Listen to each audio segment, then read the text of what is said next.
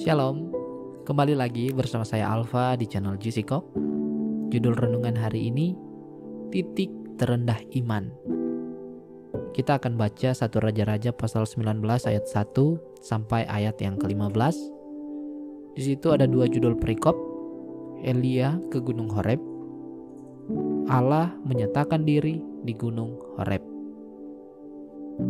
Ketika Ahab memberitahukan kepada Isabel segala yang dilakukan Elia dan perihal Elia membunuh semua nabi itu dengan pedang, maka Isabel menyuruh seorang suruhan mengatakan kepada Elia, "Beginilah kiranya para Allah menghukum aku, bahkan lebih lagi daripada itu.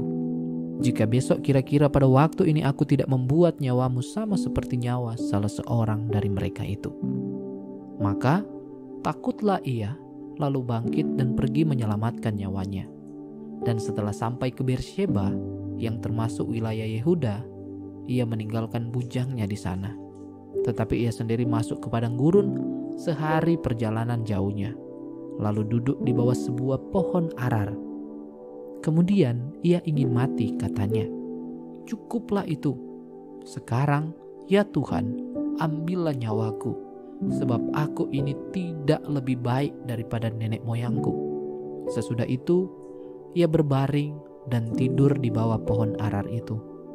Tetapi tiba-tiba, seorang malaikat menyentuh dia serta berkata kepadanya, "Bangunlah, makanlah." Ketika ia melihat sekitarnya, maka pada sebelah kepalanya ada roti bakar dan sebuah kendi berisi air. Lalu ia makan dan minum, kemudian berbaring pula.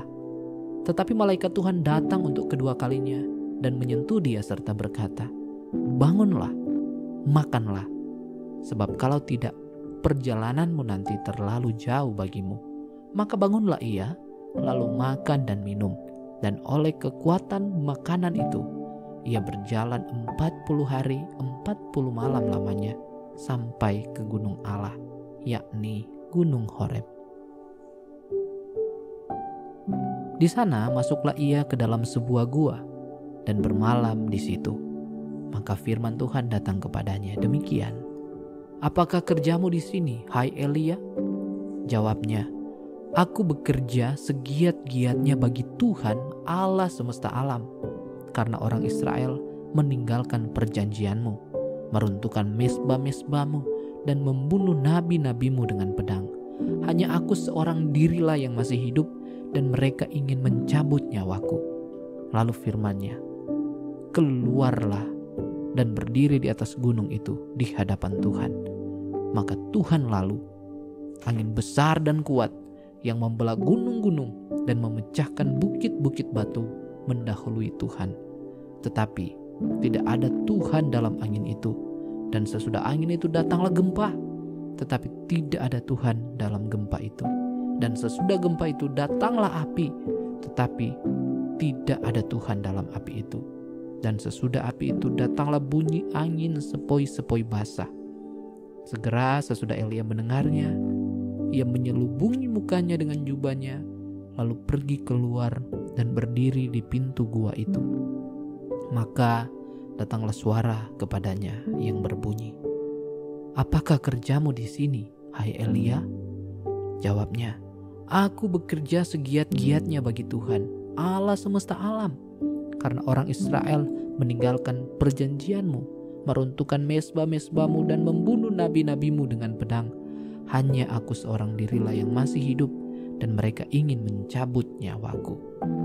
Firman Tuhan kepadanya, "Pergilah, kembalilah ke jalanmu melalui padang gurun ke Damsyik, dan setelah engkau sampai, engkau harus mengurapi Hazael menjadi raja atas Aram."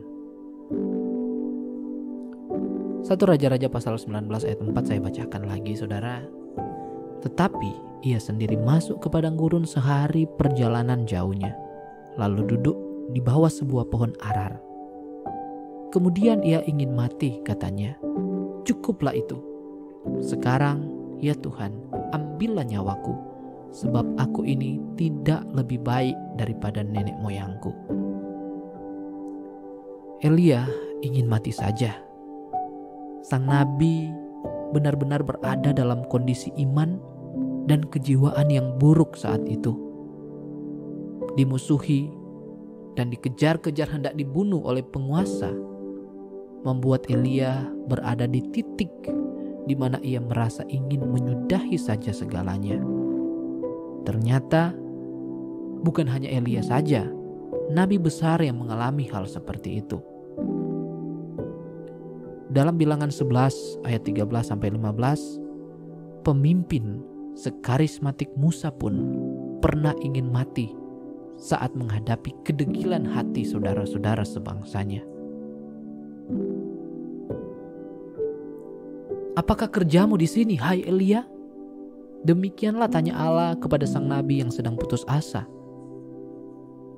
Dan Elia menjawab, aku bekerja segiat-giatnya bagi Tuhan Allah semesta alam. Tetapi jika Elia memang sedang bekerja melayani pekerjaan Tuhan, pertanyaannya, mengapa Elia ada di sana? Itu pertanyaan yang sebenarnya hendak Tuhan ajukan agar Elia menyadari kesalahannya. Elia jelas-jelas sedang melarikan diri, bukan hanya dari ancaman pembunuhan, tapi juga melarikan diri dari panggilannya sebagai nabi. Tanpa sadar, jawaban Elia tersebut sesungguhnya seolah ingin menyatakan, Tuhan, aku jadi begini karena Engkau. Karena giat melayani Tuhanlah aku mengalami begitu banyak tekanan, dan saat itu aku telah sangat lelah. Dalam kesendirian Elia meratapi dirinya. Saudara, hampir setiap orang percaya pernah mengalami krisis rohani. Tak peduli seberapa hebat pun iman mereka. Jika Musa dan Elia, dua tokoh Alkitab yang luar biasa, pernah mengalaminya, maka tak aneh jika kita juga mengalaminya. Namun, respon kita dalam menghadapi titik terendah dalam perjalanan iman kita akan menentukan apakah kita akan bisa bangkit kembali ataukah kita justru terpuruk, bahkan kita meninggalkan Tuhan. Tentu Allah tidak menghendaki umatnya putus asa, kemudian lari menjauh darinya. Namun Tuhan pun tidak akan menghakimi kita dengan semena-mena.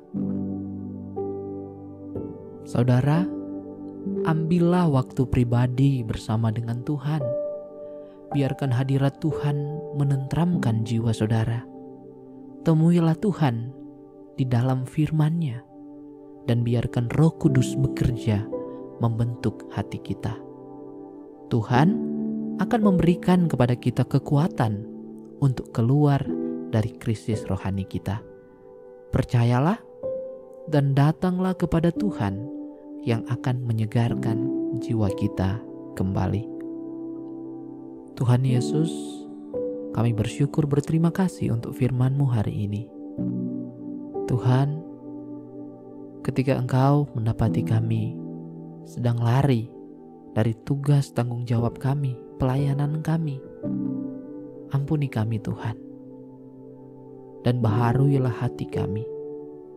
Biarkanlah Tuhan, Roh Kudus-Mu bekerja membentuk hati kami, sehingga Tuhan, kami tetap taat dan kami tetap setia di dalam kami menjalani hari-hari kehidupan kami. Ketika kami berada dalam sebuah pergumulan, penderitaan, kami tetap percaya Tuhan yang akan memberikan kepada kami kekuatan dan semangat yang baru. Terima kasih Tuhan Yesus, di dalam nama Tuhan Yesus. Amin.